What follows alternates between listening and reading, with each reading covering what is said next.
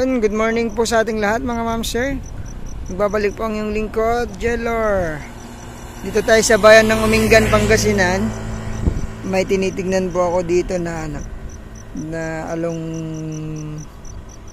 National Road going to Isabela, Bea, Teplex, Carmen. Ito yung papuntang Carmen. Dapat naman yung papuntang Isabela. Ito yung property natin. Start po doon hanggang doon po yung property sa May Kawayan.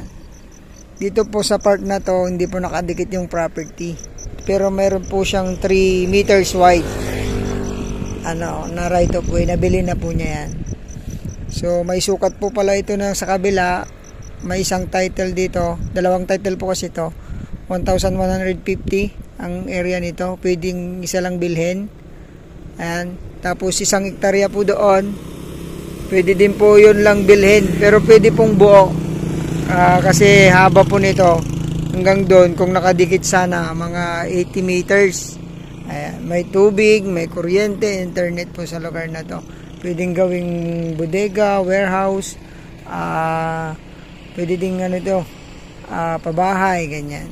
So lakarin po natin papunta po doon sa part na nakadikit sa National Road para makita nyo pa ito. Titulado po to, dalawang titulo. Pangalan po ng tatay nila pero patay na. Yung nanay buhay pa pero willing naman pong magpirma yung mga anak. 3 po sila na mga anak. So pero divide 4 daw to kasi buhay pa naman yung nanay. Ayan. So yung mga natamnan po ng palayan pa yung property. Hanggang dun po sa may lagpas po ng puno na yan. So puntahan po natin sa dulo mamaya. From town proper to sukatin po namin mamaya. At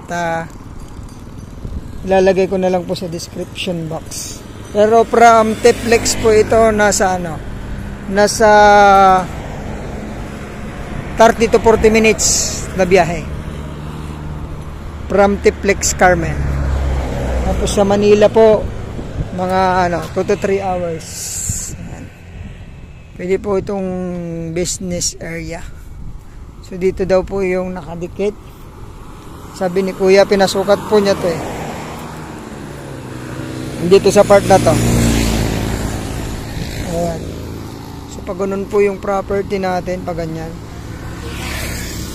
Pag ganyan po yung property. So, pasok naman po kung yung mga malalaking truck. Ito po yung property na 12,000. Pero, yun nga, may nakabahay sa 2,000. So, kaya isang hektarya na lang po ang ibebenta ni kuya. At ito yon, kasama po yung bahay niya. Ayan. So ipipray na lang daw po niya yung 2,000 sa mga kapitbahay. Ang bait ni kuya. Pero sabi naman nung mga nakabahay daw din, pagka nabili magkikipag-usap na lang daw sila kung magkano po din po ang babayaran nila. Ayan po yung property. Ito, diretso yan. Tapos ito naman yung diretso ng kasyang-kasya naman po yung mga truck na malalaki kung gagawing bodega yan. Ayun. Pasukin po natin sa loob. Ulitin ko po, ang binibenta ni kuya isang hektarya tapos 1,150 square meter. So 11.5 more or less ang kanyang binibenta. Ayan po yung property, diretso yun, ganun. Ito. Tapos nagganon po siya sa may Bayabas. Tapos diretso na po dun sa may So, pasukin po natin sa likod.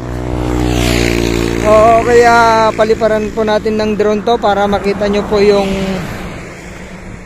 yung kanyang shape. Tapos yung bahay, kasama na yan.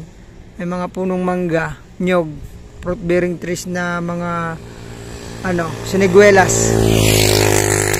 So, ito po yung property na inaalok po namin sa inyo ngayon. Dito po sa bayan ng Umingan.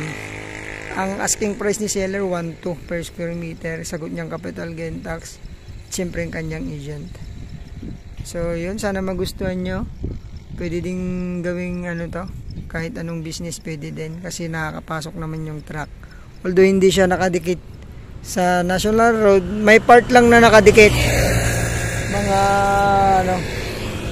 Mga 10 meters wide ang nakadikit. Tapos may right of way siya na 3 meters doon.